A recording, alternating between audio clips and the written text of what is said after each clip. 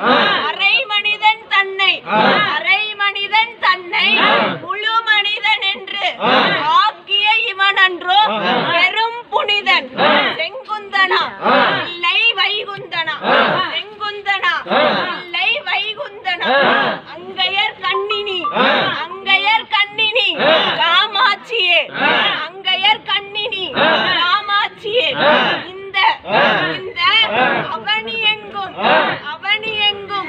உனது அருளாட்சியே நிறைவான அருள் சிந்தும் விழிகாட்டம்மா